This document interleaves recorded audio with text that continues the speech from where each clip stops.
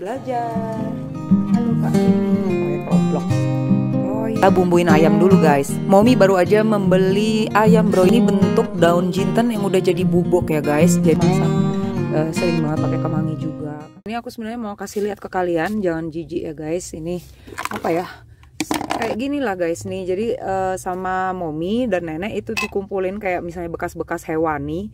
Itu tuh biar sampai berbelatung karena mereka pasti mengurai belatung tuh. Ini aja udah ada belatung-belatung. Kita kumpulin gitu. Kenapa? Karena mommy tuh lagi mau cari tahu gimana sih cara ngebesarin belatung. Nanti belatungnya untuk kasih pakan ikan, kan rencananya pengen punya ikan nih, punya melihara ikan di kolam kan, mumpung ada kolam gede. Nah, bisa melihara ikan. Nah, pakannya tuh proteinnya dari belatung gitu. Tuh kita lihat tuh, ini udah lama banget sih guys, makanya belatungnya tuh sampai udah mati gitu. Ini belatungnya udah koit kayaknya. Tuh belatungnya bisa loh jadi kayak apa ya, BSF soldier itu loh. Tuh dia jalan-jalan, ngeliat nggak? Nah itu ini baunya parah sih ini. Aduh, nggak ada. Ini sebelumnya sih banyak yang jalan-jalan guys, tapi ini kayak berair. Jadi sayangnya ini mommy campur dengan nasi-nasi bekas. Nah nasi itu kalau dibiarin jadi air guys, tuh lihat jadi air. Nah aku rasa belatungnya itu jadi mati. Nah ini paling yang survive ya ini nih. Ini nggak survive juga sih, ini udah kayak nggak bergerak lagi gitu. Yang bergerak lagi paling permukaannya doang. Nah jadi ini mungkin gagal ya untuk melihara belatungnya, tapi ini tentu saja ini bakal jadi pupuk yang bagus ini, tulang-tulang kayak gini ya. Nah aku mau siramin ini iseng di tanahnya alpukat guys. Yuk kita coba ya, nanti kita coba lagi dari awal lagi. Kita masukin tulang-tulang ayam, pokoknya bekas-bekas masakan itu pasti mengandung belatung, mengundang belatung, karena pengurai sampah-sampah hewani kayak gini nih tidak lain tak bukan yaitu belatung ya. Nah itu nanti kita kosongin dulu, ini kita siram ke itu, baru sampah baru ini kita masukin lagi ke sini tanpa nasi-nasi bekas, jadi nggak ada genangan-genangan seperti ini lagi nanti ke depannya. Yuk kita iseng tuangin ke tanah alpukat. Nah, ini ya guys, kita udah di bawah akhirnya. Nah kita di bawah pohon alpukat nih, mau liatin dulu nih pohon alpukat nih yang lagi berbunga-bunga gitu. Alhamdulillah. Oke, kita tuangin, kita bagi dua ya karena pohon alpukatnya ada dua. Bismillah aja, ini aku nggak tahu apa bisa subur apa enggak.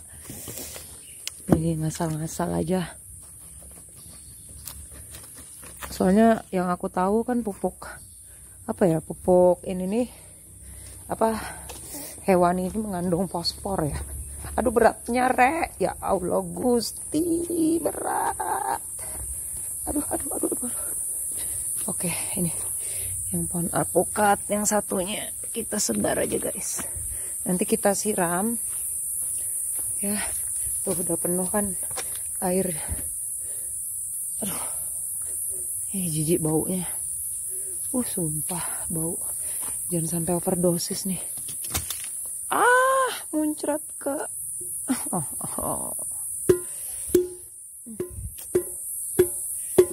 Oke. Disgusting banget nih. Aduh, mari kita siram pohonnya. Kalian nyuci. Ini pancinya udah nggak kepake guys, karena ada bolong di bawahnya. Jadi pas nenek masak tuh kayak ada netes-netes. Jadi kita pakai untuk yang menjijikkan inilah. Guys, ternyata apa yang mommy lakukan ini yaitu membuang sampah hewani yang sudah berair dan busuk ini di atas tanah tanpa menguruknya kembali dengan tanah. Itu tuh sebenarnya salah besar ya guys, jangan ditiru. Karena apa? Karena ternyata baunya ini bener-bener bertahan sampai berhari-hari ya guys, sampai mama mertua mommy, adik ipar mommy itu tuh aduh sampai nggak tahan nyium baunya ini guys, karena mommy itu emang tukang sampah gitu ya, jadi mungkin hidung mommy itu udah kebal sama yang begini-begini, tapi orang lain belum tentu guys tahan sama bau-bauan ini, dan emang luar biasa banget baunya. Padahal aku pikir ini karena sesuatu yang bau ditaruh di atas tanah, aku pikir tuh udah dinetralin aja gitu loh sama tanah gitu ya. Itu tuh salah besar. Ternyata harusnya aku tuh buat agak lobang sedikit kayak gitu kan, dan terus dikubur di bawah tanah, jadi baunya nggak keluar. Nah ini jadinya membuat tidak nyaman seisi rumah guys. Untung Momi nggak dicoret dari kartu keluarga Bandung ya guys. Kalau nggak aku bisa bingung ini tinggal di mana habis ini ya kan.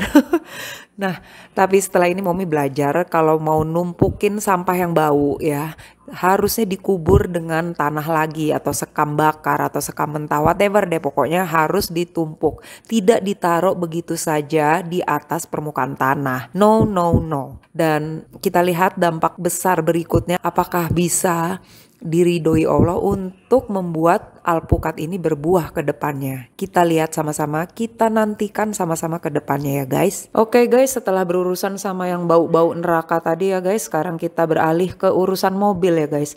Berhubung suami udah nggak ada dan ya ada mobil yang memang harus dirawat, jadi Momi selalu setiap minggu tuh ngecek air radiator ini namanya ya guys. Ini namanya air radiator dan ini tutupnya udah agak kendor kata Akung. Karena itu menyebabkan air radiator Momi itu cepet habis katanya Akung. Dan udah dibeliin tutupnya sama Akung, tapi sama aku awet-awet dulu ini tutup yang lamanya karena menurutku kayaknya belum rusak benar gitu.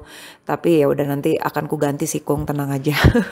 Nah ini aku tutup kembali setelah air radiator dicek masih ada airnya.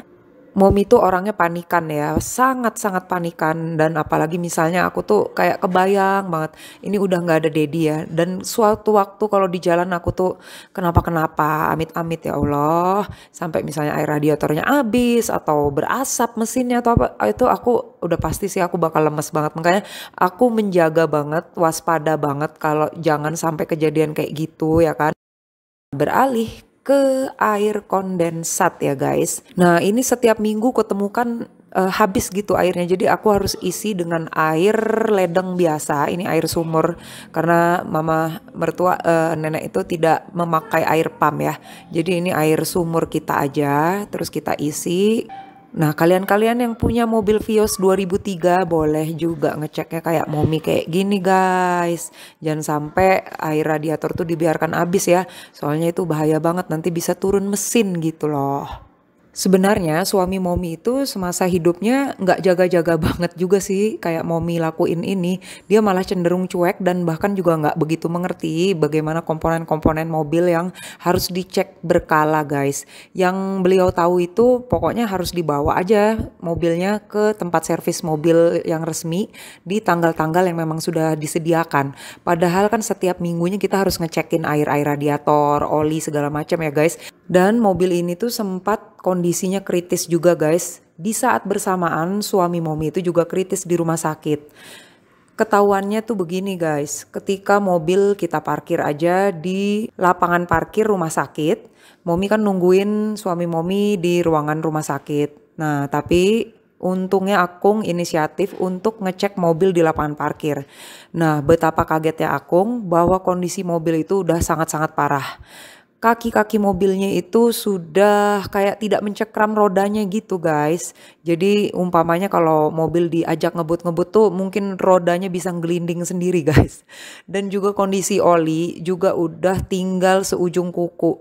Sampai kaget bener aku ngelihat kondisi mobil ini. Akhirnya dibawa teman bengkelnya sampai jemput nih mobil dan dibawa sangat-sangat pelan-pelan ke bengkelnya dan diperbaiki semuanya. Alhamdulillah mobil Vios ini selamat dan bisa dipakai untuk antar jemput anak sekolah sampai detik ini guys. Guys maaf ya kok Momi ceritanya ngalor ngidul, nggak nyambung sama kegiatan berkebun.